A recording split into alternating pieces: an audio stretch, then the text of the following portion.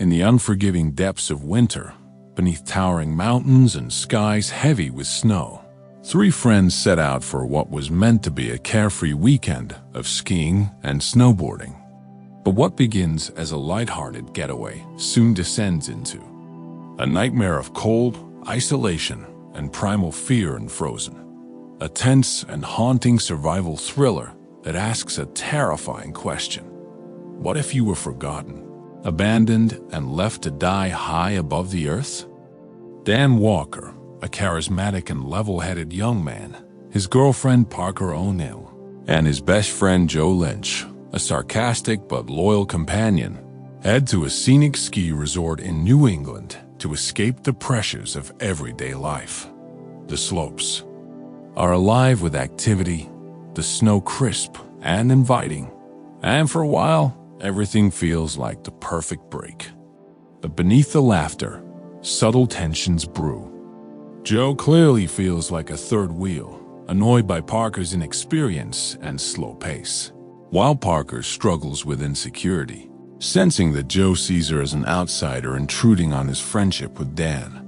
Still, they push the discomfort aside, determined to make the most of the trip. The group spends the day moving between slopes, riding the chairlifts, laughing, and braving the icy winds. Parker frequently falls during her snowboarding attempts, providing endless amusement for the guys, but the camaraderie remains intact. As dusk falls and the lights of the resort begin to dim, the trio decides they're not quite ready to call it a day. The resort is preparing to close for the week ahead due to worsening weather forecasts, but Dan convinces a lift operator, Jason, to let them go up for one final ride. Just one more run down the mountain before packing it in. It's a decision that seals their fate. Shortly after the three board the chairlift, Jason is called into the office, replaced by another operator, Rifkin. In passing, Jason mentions there are three more people still on the mountain. Moments later, three other skiers are seen descending, and Rifkin assumes the lift is now clear. Without confirming the count, he shuts down the system. The rumble of the lift ceases. The chair slows, then stops. Dan, Parker, and Joe find themselves stranded midair, suspended in an open metal chair dozens of feet above the snow-covered slope. At first, they're merely irritated, assuming it's a brief technical hiccup. But as time ticks on, the realization dawns that no one is coming. The resort is now closed. The staff has gone home. The mountain is empty. They've been forgotten. Wind howls through the trees. The cold intensifies. Snow begins to fall, light at first, then thick and blinding. The night stretches out ahead of them, endless and silent.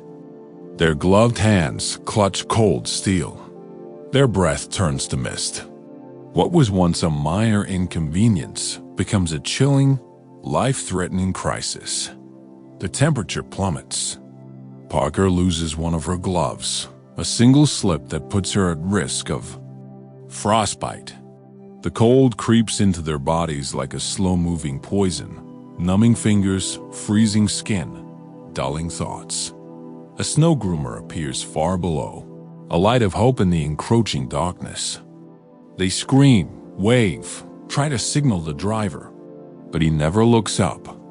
The machine disappears into the night. Panic sets in. Dan realizes that staying in the chair means certain death. Hypothermia will take them before anyone even realizes they're. In a desperate bid for survival, he prepares to jump. Joe pleads with him to reconsider, but Dan knows there's no choice. The ground seems close, until he leaps. The impact is devastating. Dan crashes onto the icy terrain with a bone-shattering snap, both legs fractured in a grotesque compound break. He screams in agony, unable to move. Blood soaks the snow. Above, Parker sobs while Joe screams down, powerless to help. And then, from the edge of the tree line, Figures emerge, shadows moving with intent. A pack of wolves, drawn by the scent of blood, creeps toward Dan.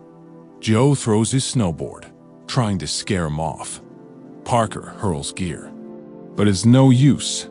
The GU's the butt. Wolves close in. What follows is unbearable. The friends can do nothing but listen to Dan's cries as the animals descend on him. His voice breaks. Then silence. Grief rips through the remaining pair. They scream. They cry. They lash out at each other. Guilt, fear, helplessness spilling out in a torrent of blame. But in the wake of that rage comes something quieter, more intimate. They talk. They remember Dan. Parker opens up, revealing her dreams of a future with him. Marriage, children, a life that now lies in ruin. For the first time, Joe softens toward her, no longer viewing her as an obstacle between, but as someone who shared in his love for Dan. Dawn creeps over the frozen mountaintop. Joe makes a decision. He climbs the lift's steel frame and grabs the cable, determined to make it to a support tower. The effort shreds his hands, slicing them to the bone, but he grits through the pain. Blood coats the metal. The chair jolts violently as he moves, the bolts loosening. He finally reaches the tower, descending its ladder to the snow below. Wounded but alive, he takes Parker's abandoned snowboard and begins his perilous ride down the mountain. Behind him, the wolves reappear, chasing their next prey into the forest. Another night comes. Parker is alone once more. Her body is failing, hands frostbitten, face discolored, lips cracked. She wakes to find her hand frozen to the safety.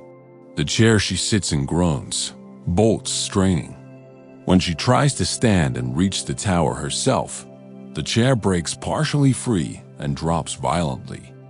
Now hanging just meters from the ground, Parker summons what little strength remains and jumps. She lands hard, but not safely.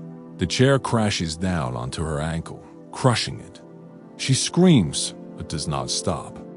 Crawling, sliding, dragging herself. Across the snow, she begins the long journey down the slope. She stumbles upon what's left of Joe. The wolves have torn him apart, leaving only remnants in the blood-stained snow. They glance at her, but do not pursue. Their hunger is already satisfied. Parker turns away, her eyes vacant, her soul hollowed out by trauma. She continues down, wounded and alone. Finally, after what seems like hours, a road emerges. She crawls.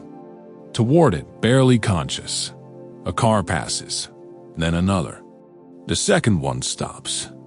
A man climbs out, shocked to find a frostbitten, bloodied woman in the snow. He helps her into his car and calls for help, his voice a distant echo in her haze. As the vehicle pulls away from the mountain, Parker closes her eyes. In her mind, she hears Dan's voice one last time. "You'll be okay, baby." But as she sits, shattered and scarred, with everything she once loved behind her in the snow, we're left to wonder, can anyone ever be okay after something like this?